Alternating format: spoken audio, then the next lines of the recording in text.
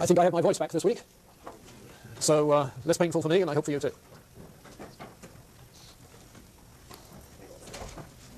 Last week we were looking at the way in which ordinary language analysis broadened and loosened up the rigid scientific empiricism of the logical positivists.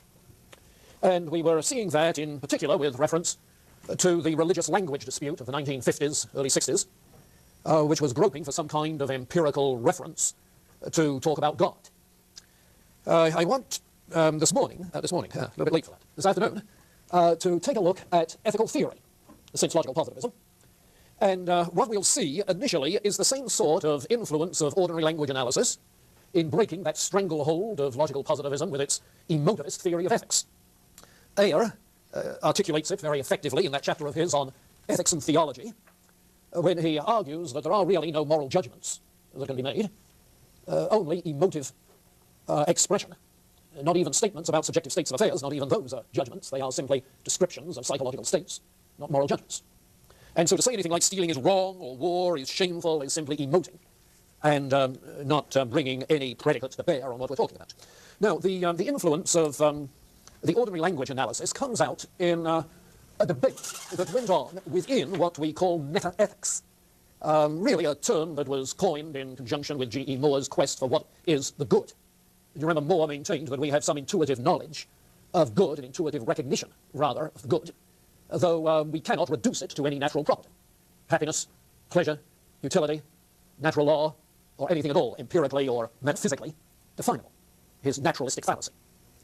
Well, Ayer responded, of course, to Moore's intuitionism by maintaining that if we cannot define or describe the good, the term is meaningless. And so the emotivist theory simply spun out of that sort of consideration. But metaethics has to do with the meaning of ethical language. And you can see, obviously, how metaethical concerns were the prime concern as a result of logical positivism's claim that moral terminology is meaningless, cognitively meaningless, refers to nothing. But intuitionism didn't die as a result of that. W.D. Ross continued a kind of intuitionism where what is intuitive is the right, not the good, but the right. And you might keep those two terms distinct with a parallel distinction between Mill and Kant. Mill, in any consequentialist or teleological ethic, is concerned with good, the good outcome, the good end that we're pursuing. Whereas the right has to do with the quality of an act or a motive itself, not in terms of consequences. In Kant, the right is always acting out of duty. So W.D. Ross maintains that we have an intuitive recognition of right. The meaning of that term becomes clear even though we cannot reduce it to any other property. Still avoiding the naturalist fallacy, you see. But it's recognizable, for instance, in the case of having entered into contract or made a promise. We then recognize that we have trailing obligations. And it is right that we fulfill our obligations. And so the meaning of the term then has to do in that context to commonly recognized obligations arising from certain relationships and contracts. You might notice that what is beginning there has become much more frequent since a kind of contractarian theme. Having entered into contract, we have obligations. Later on, we'll find that that gets universalized as a basis of all moral obligation, some kind of contractarian relationship. But it's simply a point of reference for Ross in giving examples of our intuitive recognition of the right. But the ordinary language analysis comes into play more effectively when you get to the other developments that I've listed. A moral point of view approach, developed somewhat by William Frankener, taught at University of Michigan, wrote a widely used introduction called simply Ethics, that for a book of about 120 pages has probably been used more than any other one. Still find it referred to. Frankener was Christian Reformed background, Calvin College graduate. And while his theism does not come out explicitly in his book, it's certainly there under the surface. And became evident in an article that he wrote, I think I may have mentioned this to you before, that he wrote in the late 30s, as I recall it was, in response to G.E. Moore's naturalistic fallacy, where he argued that while you cannot deduce an ought from an is, if you have some additional premise, for instance of a theological sort, then you can deduce an ought from an is. That is to say, whereas A does not logically imply B, A plus B do logically imply B. So with the addition of some premise which can introduce a source of moral obligation, basis for values, you can deduce some moral obligation from certain factual premises. So that if you say, premise B, God, personal moral being exists, then immediately you've got some value judgment into the initial premise. But in any case, that initial paper of his, which actually established his reputation in philosophy, that initial paper of his, I think, prepared the way for his later emphasis on taking a moral point of view. Because the meaning of ethical terms depends on your taking a moral point of view. That is to say, to take a moral point of view represents itself a non-cognitive ingredient, not emotive, simply, but a non-cognitive kind of attitude as you commit yourself to assessing things morally. You see. So with the addition of that non-cognitive point of view, then you begin to see that moral terms refer to such attitudes as are involved in a moral point of view. They have that psychological point of reference. You might say that this leads to a sort of ethical subjectivism, where the moral terminology is defined in relationship to such subjective states as taking a moral point of view. All right, but you still have cognitive moral judgments as a result, which is what you did not have with AGA. Kurt Beyer is second representative of this, Australian philosopher. More widely referred to is the prescriptivism of R.M. Hare. R.M. Hare, who taught at Oxford, you remember I mentioned him in connection with the religious language debate. He was the man with the example of the Oxford Don who had an irrational blick, you recall, about someone trying at that time. In his book, The Language of Morals, tried to analyze the ordinary usage, remember that phrase, tried to analyze the ordinary usage of moral language in common parlance, and came to the conclusion that what pervades moral language is an imperative rather than an indicative form of grammar.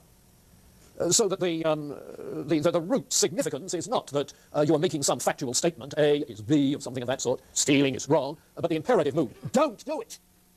Moral language is prescribing, not describing. And as such, it evades the positivist verification of purportedly factual descriptions. Moral assertions are not factual descriptions, are prescriptions, and so you have something different. Notice implicit in that the claim that the logical positivist view of language was so crudely narrowed down, when all it allowed was tautologies and descriptive statements. Everything else is emotive expression. Well, what about commands and so forth? Notice that puzzle even in Wittgenstein, a passage that I read to you last week, where Wittgenstein says, somebody says, thou shalt not. And what you want to say in response is, oh, what if I do? What Wittgenstein is sort of toying with is the oddity of a thou shalt not, if you're working with a reductionist view that all you can do is make factual statements or express things emotively. You see, what is this thou shalt not? And Hare, in effect, is picking up on this and seeing it as the salient feature of moral language, not only moral judgments, but all other kinds of moral language as well, prescriptivism. That kind of prescriptivism, of course, is quite non-committal about the grounds on which it is based. This may be a social prescription. It may be a parental prescription. It may be some other command or order. It could even be a divine command. And that divine command note, you notice, comes out a little bit later. Well, prescriptivism was shortly followed by the appearance of descriptivism.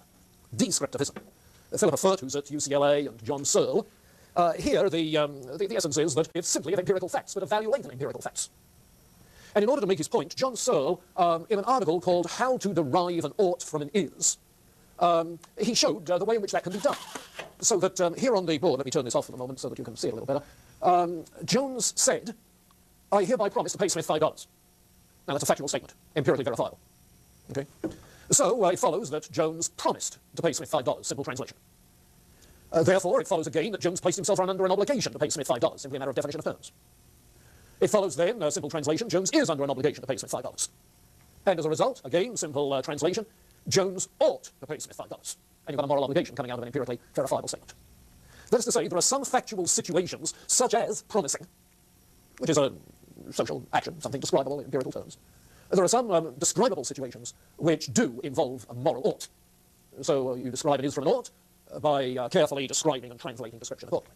And so what Searle was doing, you see, was pointing out what he calls a speech act of the sort that, number one, Jones said, I hereby promise to pay Smith $5, that sort of speech act, is a morally committing oneself, a kind of speech act.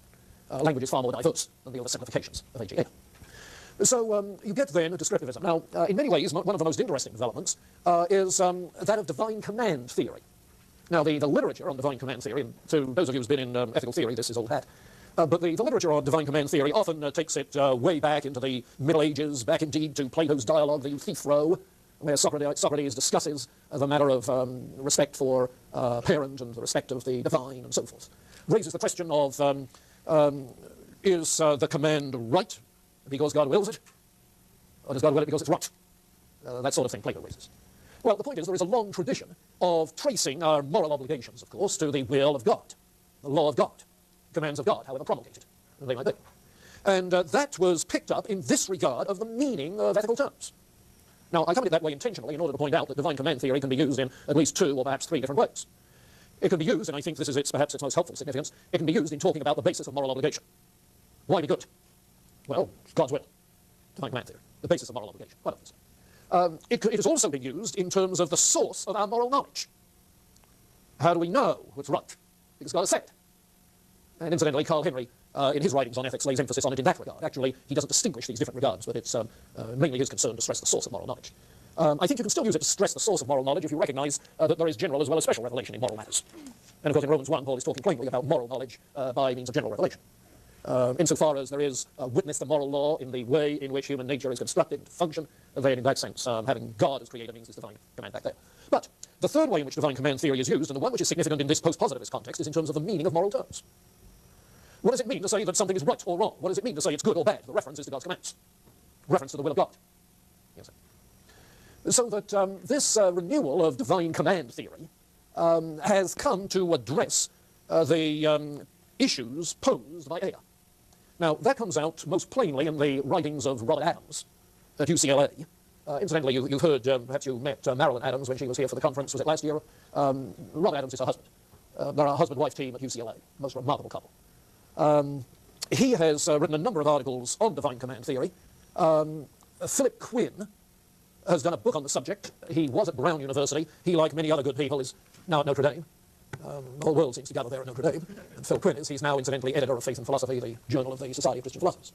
But those two currently are the main voices.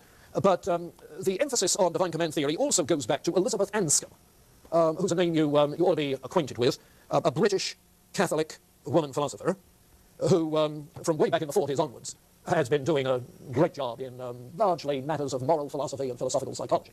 Well, I think it was in 1955, I think it was, she published an article in the British journal Mind called Modern Moral Philosophy, Modern Moral Philosophy, in which she complained that it seemed as if for half a century there had been some sort of a conspiracy to eliminate the conception of law from modern ethics. She's talking particularly about the influence of utilitarianism, but of course the story of the first half of this century includes not only the spread of utilitarian ethics, but also the rise of logical positivism, which obviously eliminated the conception of law from moral philosophy. Her assertion was that it's not altogether surprising that without some sort of a moral lawgiver, it's very hard to sustain a conception of moral law. And she referred accordingly to the roots of the conception of moral law in the Western tradition, being in the Judeo-Christian tradition and in Roman Stoicism, that combination. And she, as a Catholic, as a Thomist, was arguing, of course, for a renewal of the emphasis on moral law, which would give us some basis for not only obligation, but for the meaningfulness of the conception of moral law. The meaningfulness of the conception of moral law. The term can have meaning if there is a moral lawgiver. And what she would want is a natural law theory, a combination of divine command, natural law. Divine command in giving meaning to the moral terms, as well as a basis for authority, and natural law in terms of how we know what are our moral obligations. So that story then really restores the whole enterprise of ethical theory to, I think, effectively to where it was before the positivists appeared on the scene. In fact, in some ways, further ahead than there because of the serious challenges to a purely utilitarian ethic that appear particularly in divine command theory, but also in moral point of view and prescriptivist ethics.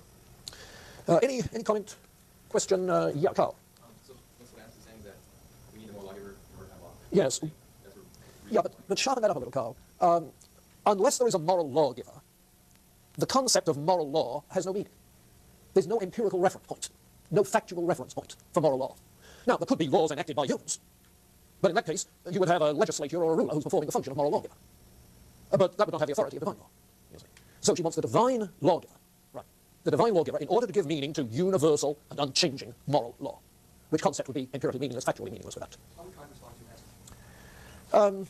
Well, to begin with, Kant would not be concerned about empirical meaning and empirical verifiability and all of that business. You see. Your question's interesting because Kant does it the other way around. Kant will say that inasmuch as we have this intuitive